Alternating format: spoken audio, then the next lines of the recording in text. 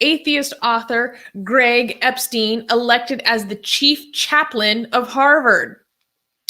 Greg Epstein is the current and newly elected Chief Chaplain at Harvard University in Cambridge, Massachusetts.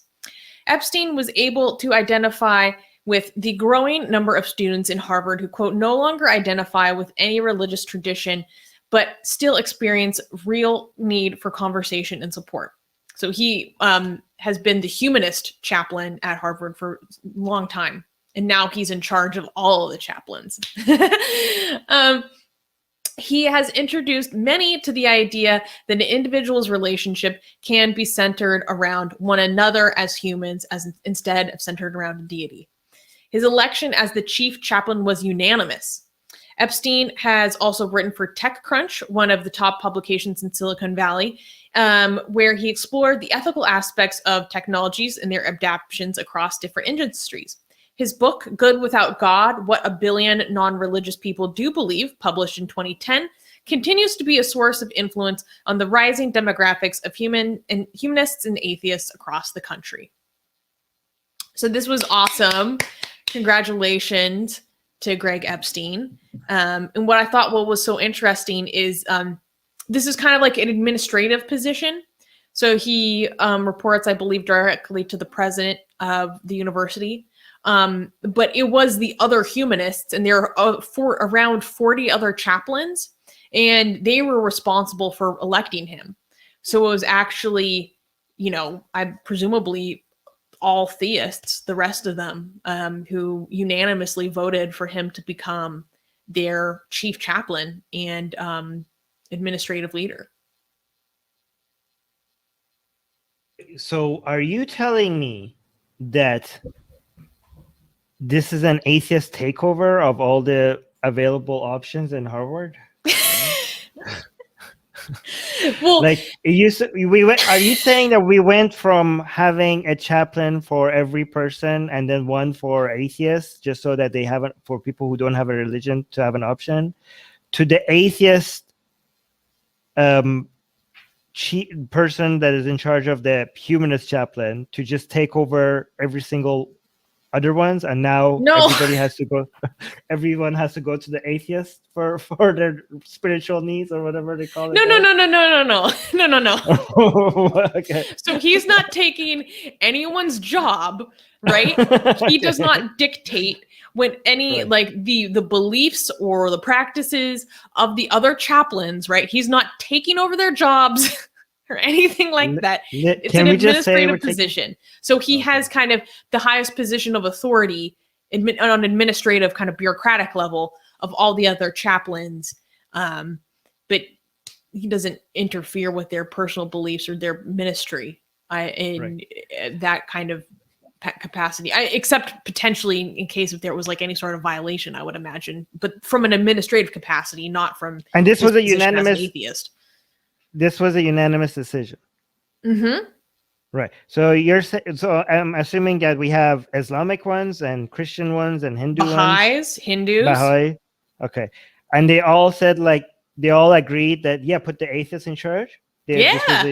Wow. Okay. I mean, this is Harvard, so anything like this is not representative of other people with these beliefs outside of Harvard, but still pretty amazing. Pretty like, I thought it was so interesting because this was kind of announced during this big major profile in the New York Times. So that's a big deal. And the title was something along the lines of like Harvard's new chief chaplain, like it's an atheist or something. And this was funny because I had like at least 3 separate members of my extended family send me that article. He's like, Susanna, look. Really? Yeah. But if you guys have access, I would go read that profile in the New York Times. It was really sweet. It talks about his colleagues commending him for having a unique ability to have interfaith dialogue and facilitate interfaith dialogue to help students who were called in the article religious refugees.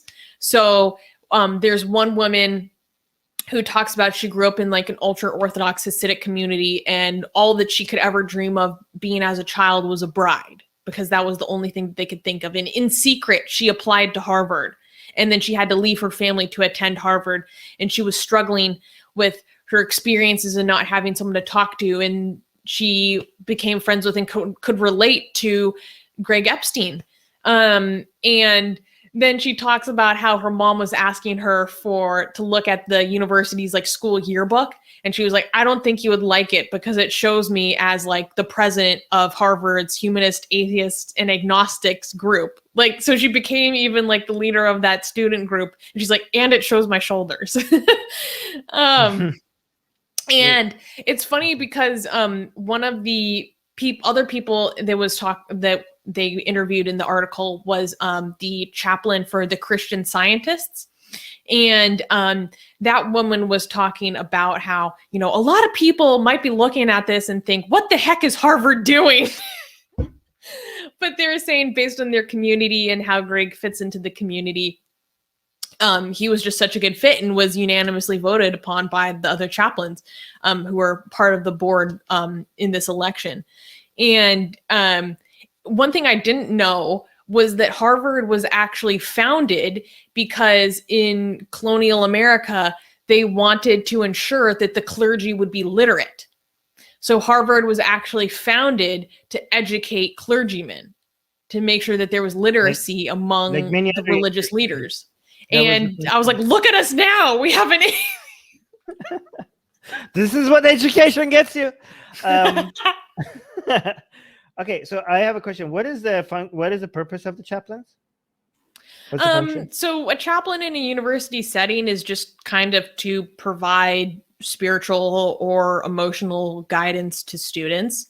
Often it's kind of mentorship. What did they define as spiritual? Well, I mean, yeah. They expanded to the point that now, I mean, when I think of chaplain, I think of someone strictly in a religious capacity, but they've expanded it to now include even atheists. Just right there. And he provides people with the unique opportunity to talk about them falling away from religion or more organized religious background. Because, there's still a lot of people who are like kind of vaguely spiritual. But he has the potential to relate and validate the feelings of those students, perhaps more than other chaplains could. So we are basically, at least in this environment, not in other places, we have the head of the religious leaders of every single community in Harvard has basically, we have them acknowledging that the best, that a person that has written a book called Good Without God, like he's not like one of those people that is an atheist, but is like shy away from his atheism. No, he's a self-proclaimed atheist. He doesn't hide his atheism. He has a book that Without God is in the title, right?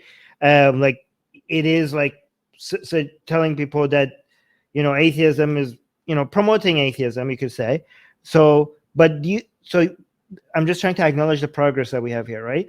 I'm basically congratulating these religious leaders. We have these religious leaders acknowledging that somebody that is not just an atheist, but an atheist activist that is actually encouraging atheism is fit to be in charge of providing people with what they deem to be, quote unquote, like spiritual needs or moral guide, or sense of significance or sense of like some emotional comfort.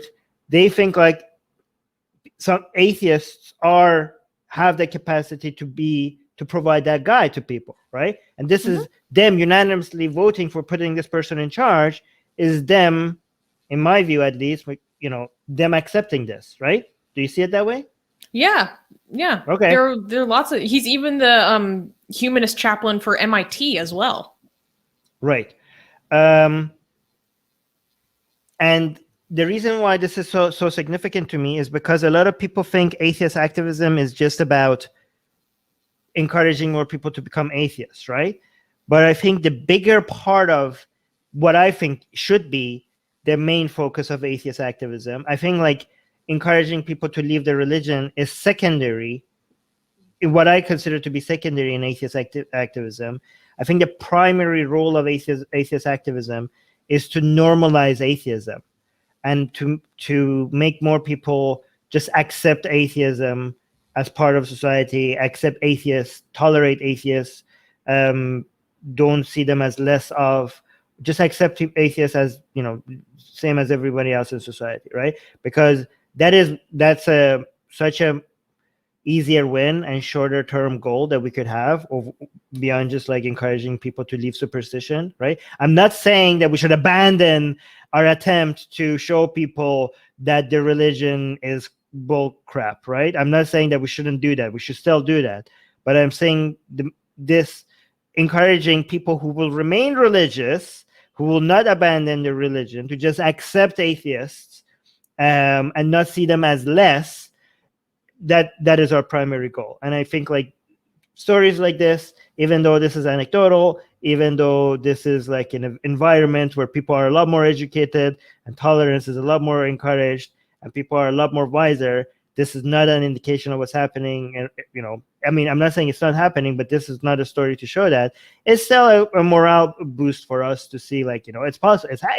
It's happening. It could be happening. You know what I mean? Like, so that's how I see it. And I think people should celebrate religious people who do accept atheists, right? Just because you think that their views are moronic, which they are, doesn't mean that we can't celebrate these people and encourage this kind of behavior, okay? Just remember that saying somebody has moronic views is not an attack on them, because we all have moronic views. There's not as, I mean, there are very few people on this planet that don't have any moronic views. And I would say I'm probably not one of them, right? Oh, like, definitely me. Yeah, everybody, we are like, the vast majority of us have certain views that are absolutely moronic, that we don't recognize that they're moronic. So me telling religious people that their religion is moronic and they have moronic views, they shouldn't take this as a personal attack, because it's not a crime to have moronic beliefs. Okay? What I thought was really interesting, and I encourage you guys to follow Greg Epstein on Twitter. I don't know him, but he seems like a really sweet guy. A lot of his work and his approach to his work is centered around like how to be better humans to one another. So like I said, centering relationships with each other instead of centering a relationship with God, which I think is really powerful and an interesting way of reframing the way that a lot of people think about how, you know, we interact within society. And yeah, so wait, no, I had one more hilarious thing to share before we move to the next news. So in the descriptions, can you see the link that I wanted to show? Oh, wait, hold on. This is so good. Wait, in the descriptions or in the Google Notes? I'm not seeing it. In the description part of the Google Notes. Oh yeah, I see. It's redirecting me. It's saying a redirect notice. It's taking me to Facebook. Yes. All right, hold on. Let me bring it. Okay. So I saw this after we published this on our website, and I had to talk about it today because it's so funny to me. So after this was announced, you know, there were a lot of reactions of it, and this was posted by the Catholic News Agency. Bishop Barron questions election of atheist as Harvard chaplain president. And then this quote: if a professed atheist counts as a chaplain, then religion quite obviously has come to mean nothing at all. Well, I mean, we just have... I sent this as a screenshot to our team, and I was like, good, we're winning. Well, I mean, I don't know if that's actually true, though. I mean, I wish this was true, but I think like this is a chaplain would add religion. So I don't think like they're saying this atheist person is religious or this atheist person is providing religion.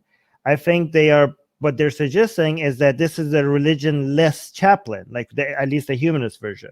That's what they're saying. Well, then he continues. Bishop Robert Barron said on Tuesday that the Harvard University chaplains have made a, quote, complete and abject surrender by electing an atheist as the president of their association. What does bother me, Barron wrote in an August 31st op-ed for the New York Post, is the complete and abject surrender on the part of the presumably religious leaders at Harvard who chose this man. Presumably religious. If a professed atheist counts as a chaplain, which is to say the leader of a religious services in a chapel, then religion quite obviously has come to mean nothing at all. So basically at that point, they